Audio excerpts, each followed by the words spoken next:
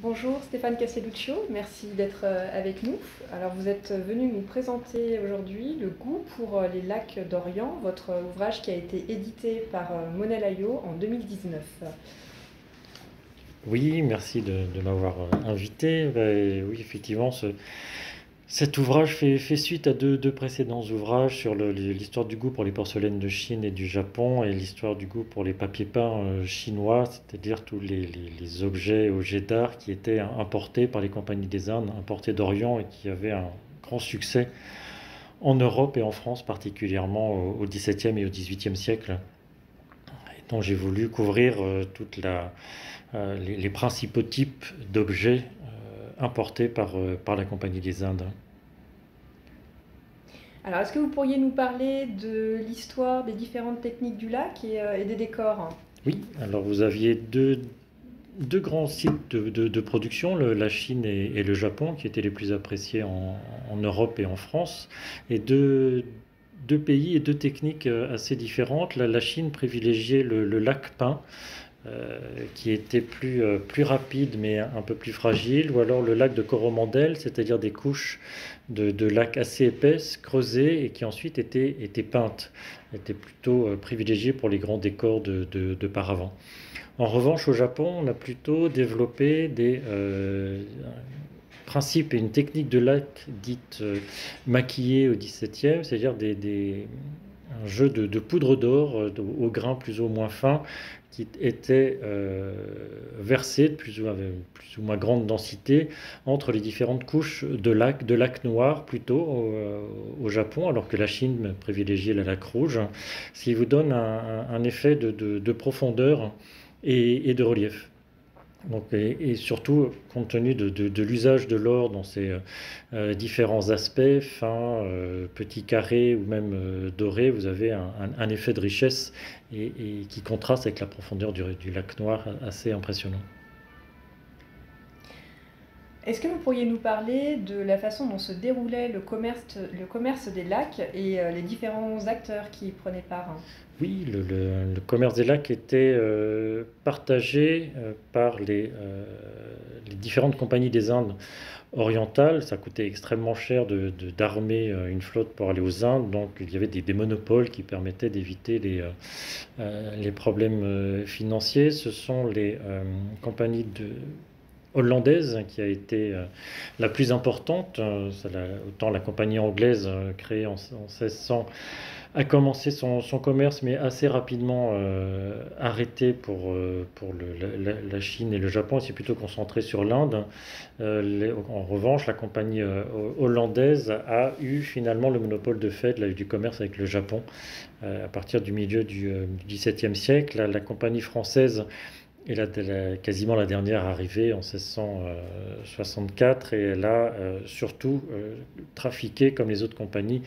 D'abord en Inde, hein, puisque la Chine était fermée aux commerçants jusqu'au début du XVIIIe siècle, et puis ensuite en Chine, à Canton plus particulièrement. Donc ces grandes compagnies achetaient en grande quantité des objets de lac, des porcelaines et des papier peint et revenait, du moins pour la compagnie française, revenait à Lorient, c'était son port d'attache.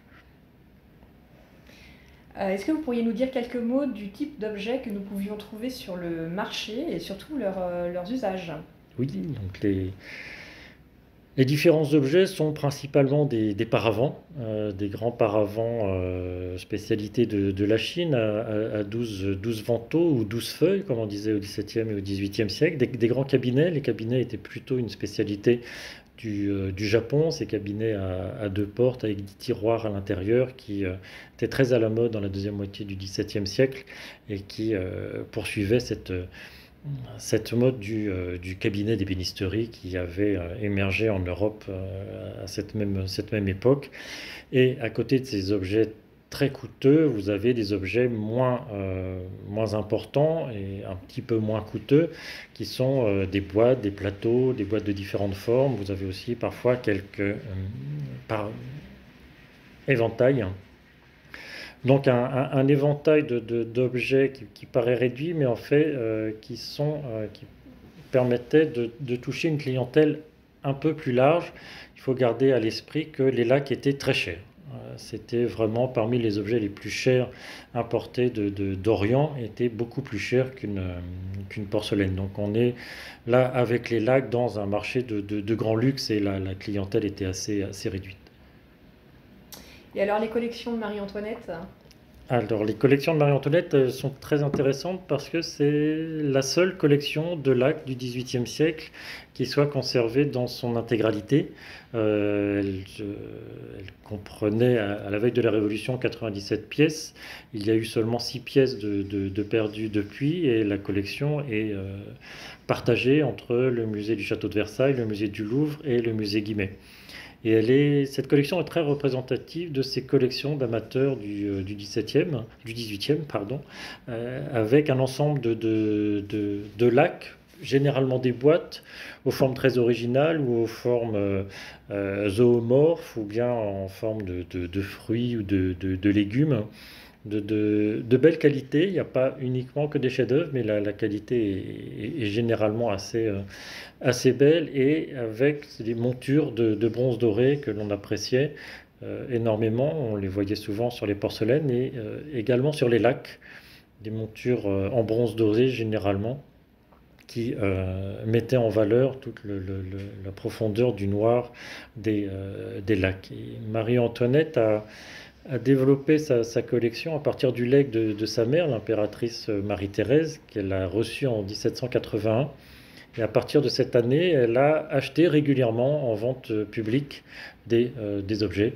Et on peut retrouver en consultant les catalogues de vente des grandes ventes de la fin du XVIIIe siècle, identifier quelques pièces que Marie-Antoinette a ensuite achetées. Alors pourquoi le choix de ce livre, de ce sujet-là? Pourquoi? Parce que l'Orient est un univers fascinant, parce que les lacs c'est une matière également fascinante.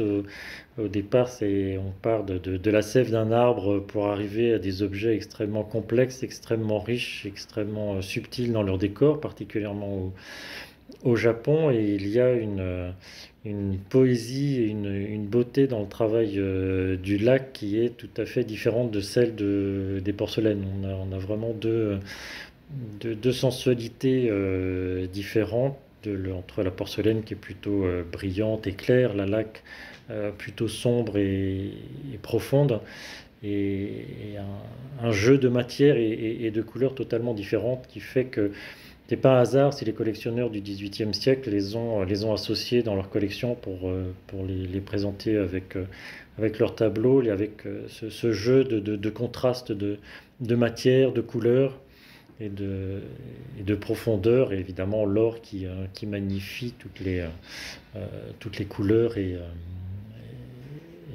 la beauté du lac ou la couverte d'une porcelaine. Un grand merci Stéphane Castelluccio pour ce voyage en Orient. Merci à vous.